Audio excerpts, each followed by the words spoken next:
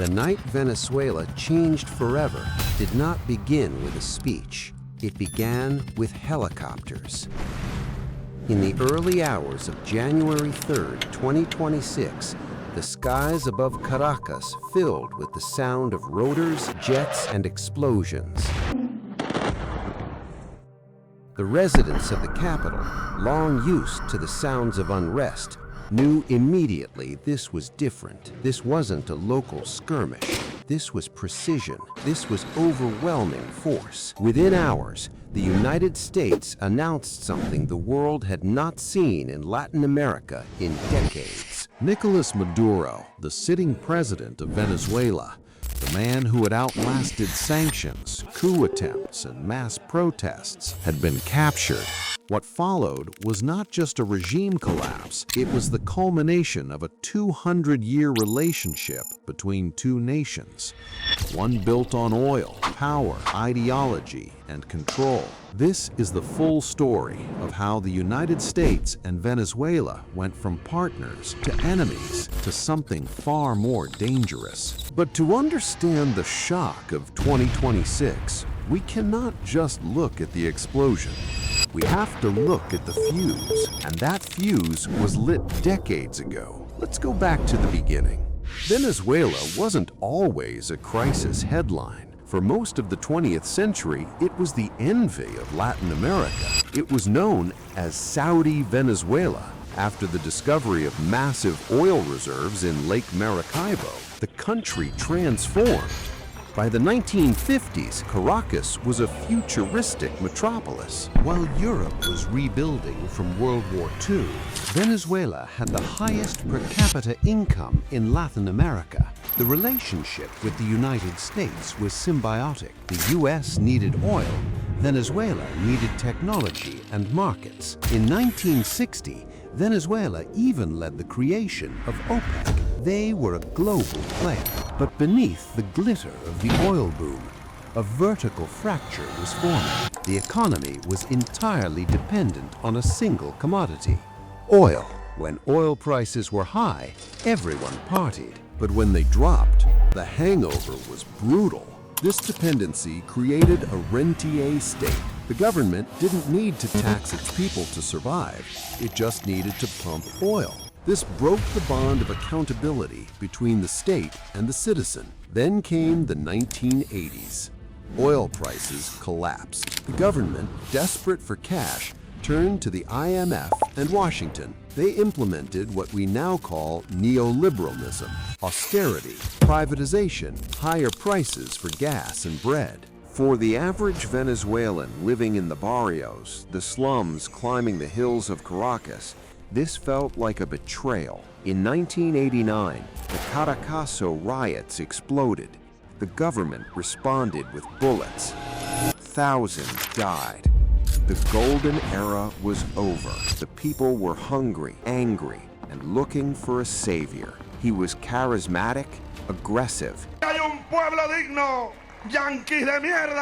and he spoke directly to the poor.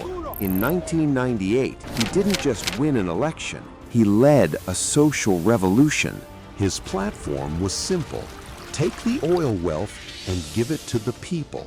And here is the uncomfortable truth for his critics. For a decade, it actually worked. Using a historic spike in oil prices, Chavez cut poverty in half. He built clinics in the slums, staffed by Cuban doctors. He eradicated illiteracy. Millions of people felt seen for the first time, but the political cost was high. Chavez viewed the United States not as a partner, but as an empire to be defeated. After a failed coup in 2002, which Washington tacitly supported, Chavez went to war against the U.S. influence. He fired 18,000 employees from the state oil company, PDVSA, replacing them with loyalists. He dismantled democratic checks and balances. He shook hands with America's rivals, Iran, Russia, China. He turned Venezuela into the tip of the spear against U.S. hegemony in the Western Hemisphere. But he made a fatal mistake. He spent every dime. He didn't save for a rainy day. When he died of cancer in 2013, he left his successor, Nicolás Maduro, with a bankrupt country and a looming disaster. Nicolás Maduro took the wheel just as the car was going off the cliff. In 2014, oil prices crashed from $100 to under $30. The revenue vanished. But instead of adjusting, the regime printed money. This leads us to one of the most horrifying economic statistics in modern history: hyperinflation. By 2018, inflation hit 65,000%. Imagine buying a cup of coffee in the morning, and by the evening, the price has doubled. Money became worthless. People began weighing cash instead of counting it. Then came the exodus. 7.7 million people left Venezuela. That's 20% of the population. It was the largest migration crisis in the history of the Western Hemisphere, bigger than the Syrian refugee crisis. Doctors, engineers, teachers, they all walked away, leaving a hollowed-out nation. In response, the Trump administration in 2017 launched maximum pressure. They sanctioned the oil. They froze assets. They recognized an interim president, Juan Guaido. The goal was to starve the regime of resources until it collapsed. It crushed the economy, but the regime did not fall.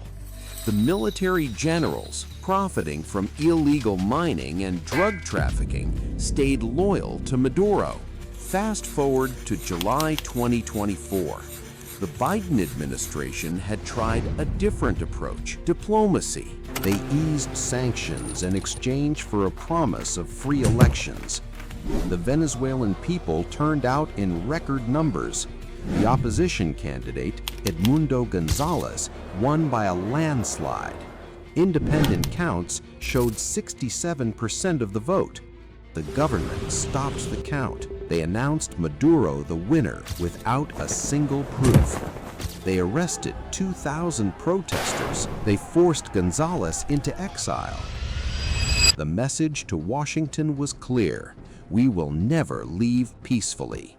By 2025, the U.S. strategy shifted again. If they couldn't remove Maduro for being a dictator, they would remove him for being a criminal. The U.S. Department of Justice unsealed new indictments. They labeled the Venezuelan government a narco-state, accusing high-ranking officials of flooding American streets with cocaine via the cartel of the Suns. In September 2025, Operation Southern Spear began. It started quietly. Drone surveillance, cyber attacks on Venezuelan radar systems, small special ops raids on the Colombian border, destroying drug labs. The noose was tightening. The tipping point came on December 30, 2025. A drone strike hit a military base on Margarita Island. The U.S. claimed it was a counter-narcotics operation. Venezuela called it an act of war. This brings us back to January 3, 2026. Operation Absolute Resolve. It was a masterclass in modern warfare. Before the first boot hit the ground, cyber warfare units had blinded the Venezuelan air defense. The feared Russian S-300 missile systems sat silent, their radars jammed. U.S. Special Forces moved with surgical speed. They didn't target the population, they targeted the leadership. Maduro and his inner circle were attempting to reach a private airfield to flee to Cuba. They never made it. They were intercepted by the 160th Special Operations Aviation Regiment. But the most shocking part of the operation wasn't the military success. It was the political deal that happened in the shadows. While Maduro was being flown to Guantanamo, his vice president, Delcy Rodriguez, appeared on national television. She didn't call for a people's war against the invaders. She called for calm. Why? because she had already made a deal. Months earlier, in secret talks hosted in Qatar, U.S. officials had offered a way out for the regime's survivors, a share of the power. The dust had barely settled when the real priority became clear.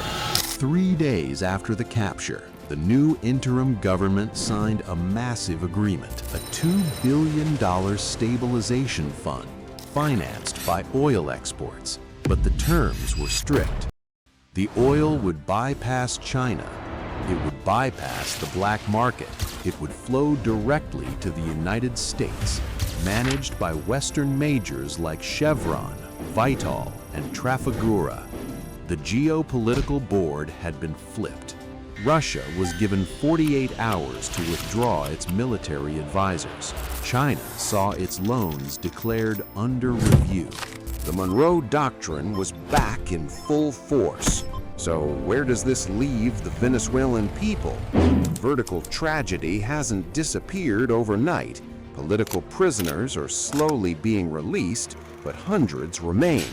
The economy is stabilizing, but at a low level. The country is now under a military guardianship. It is stable, yes, but it is not a democracy.